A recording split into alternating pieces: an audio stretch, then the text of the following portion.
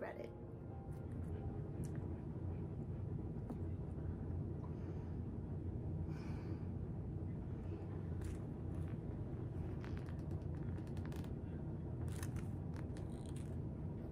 Once upon a time, I was a Twilight. I was. But I never called myself that. I don't know anyone who actually did. I did have a t-shirt. I gave tons of my money, or my mom's money, to Hot Topic, buying said t-shirt, body glitter, posters, blankets. I did drag my mom to the premiere, November 21st, which was her birthday, the poor thing. And my MySpace was covered in glitter Team Edward bumper stickers. Pretty sure that's what they were called. They were called bumper stickers. I'm just trying to say, there was a time that I ate this up. I remember getting this and I read it in a day. I stayed home sick to read this. I stayed in my bed and I read this book till I was done. And then I went and made my mom buy me the second one from Walmart, and I did the same thing. And then my mom wouldn't let me have the other two books. She said she wouldn't spend money on something that took me so little time. So I had to pace myself on the last two. But regardless of all these facts, and the fact that I named my cat Edward, I have grown. I've grown many moons since then. I loved it. I breathed it. I carried all 4 books around with me during junior high.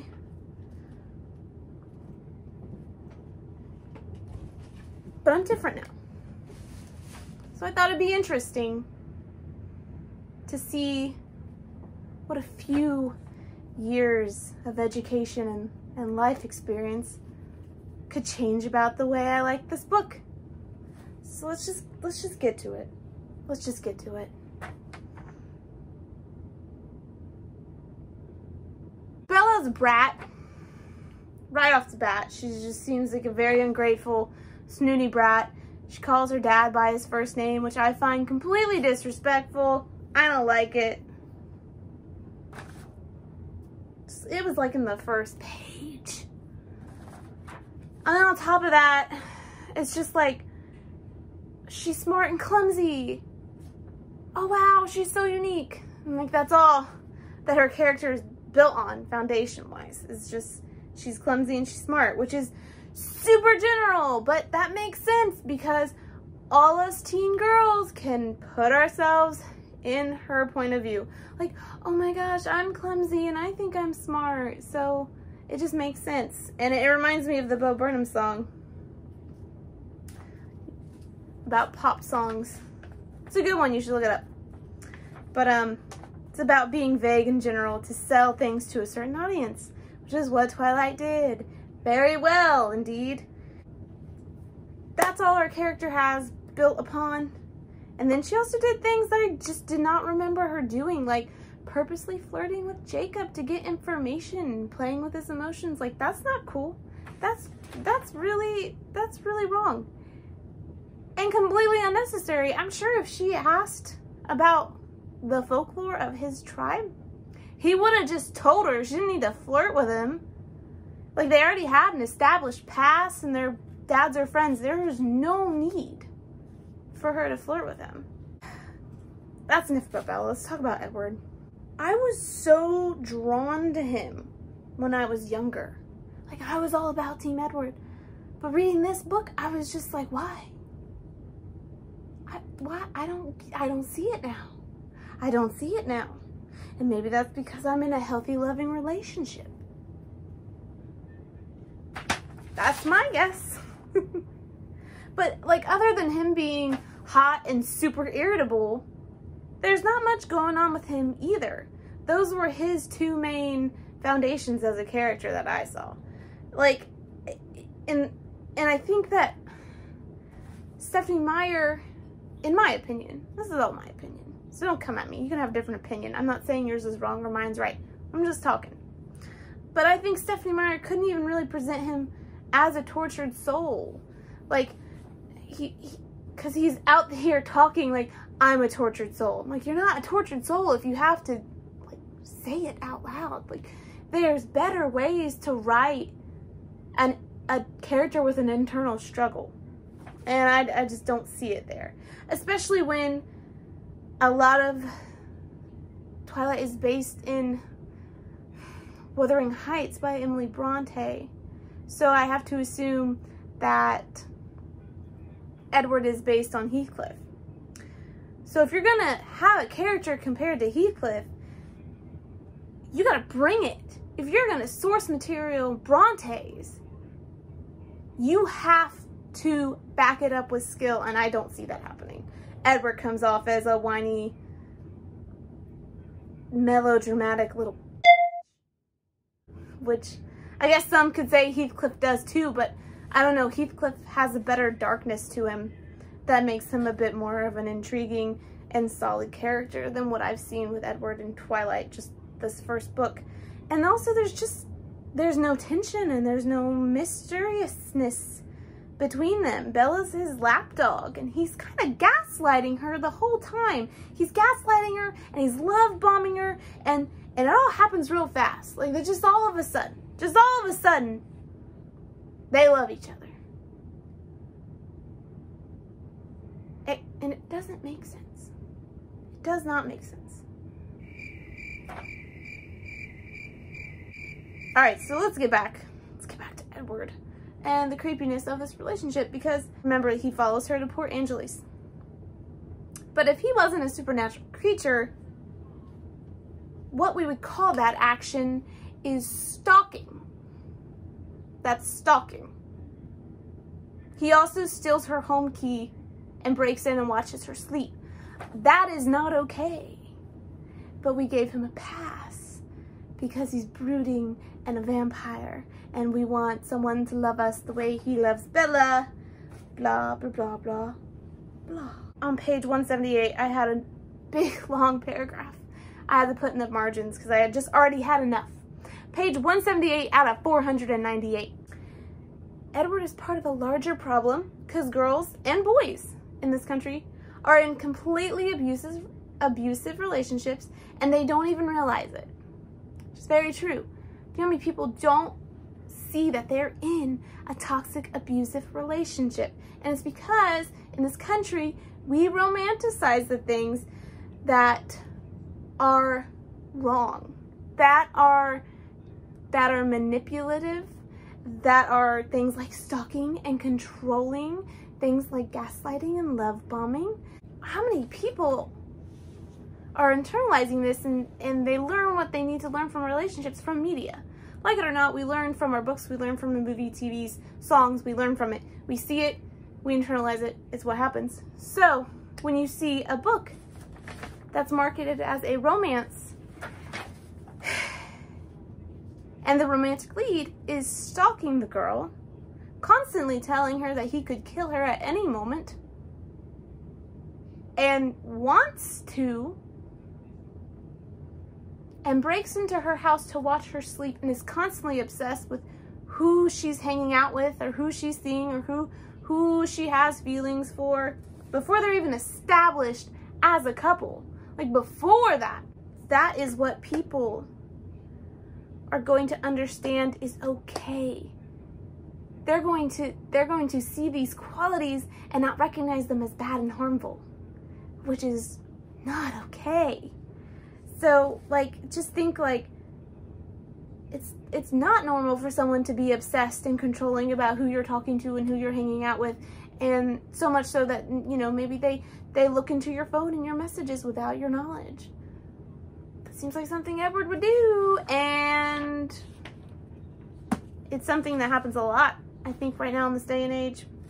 And I'm not specifically blaming Twilight for that. That's in every piece of media that we have absorbed for many years. But I will point it out because it needs to be pointed out, and Twilight is better, or yet it's part of the problem. So, but my biggest problem, by far, said Edward is a freaking pedophile. He gave me pedophile vibes because there's countless times where he refers to Bella or her classmates as children. And she is the same age as those fellow children. And then at one point, he even refers to her as a little girl. And then a third time, he tells Bella that he considers Jacob a child. He calls him a child. And Bella points out, like, he's only a few years younger than me. And Edward's like, yeah, I know. Like, he's totally okay with that. Like, ew, no, that's creepy. You shouldn't, no, no, no, no, no, no. And like him being, no, no, no, don't call her little girl. That's gross. It's gross. That's what my papa calls me. That's, no, no, no. That's creepy. And I didn't notice it until I was an adult. But anyways, this turned into a really bad roasting of this book. But I also want to defend it in certain lights because I got rid of my books. I had to rebuy these. I got rid of my copies because I was embarrassed for liking it when I was younger. And that is where this freaking toxic culture comes into play. Anytime the audience for something, books, movies, music, TV shows, what have you, when the primary audience is overwhelmingly women, we tend to see it being made the butt of a joke. We see it shamed. We see those fans shamed for liking it. We see it, people calling it stupid and blah, blah, blah, blah, blah. You see it criticized, not for the things that should be criticized about it, but simply for the fact that women or girls like it. That's wrong. That's toxic. I can't speak. That is toxic masculinity happening. That is what our culture is all about, and that is wrong. It's the same with the movies. Those movies made bank. Those movies made tons of money. But it still saw criticism simply for the fact that it was overwhelmingly girls and women that went to see it. No one was talking about how it's this amazing success.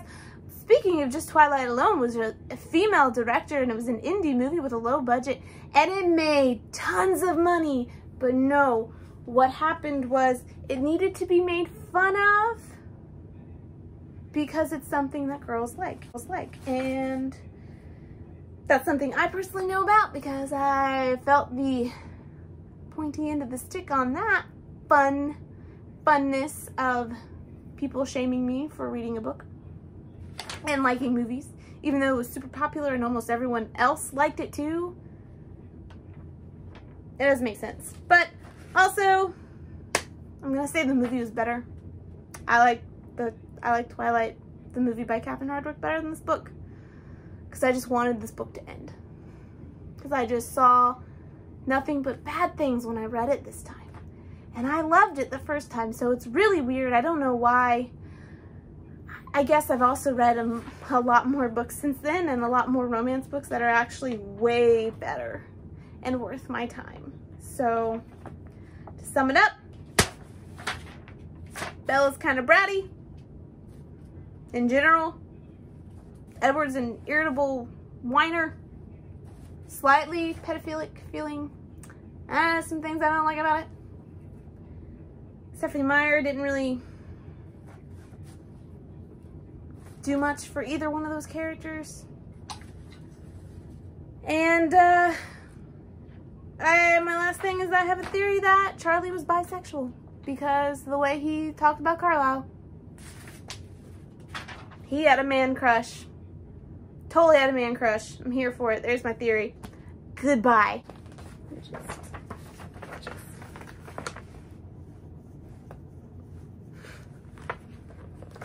Come on, I can do it. I can do it. I can do it. There we go.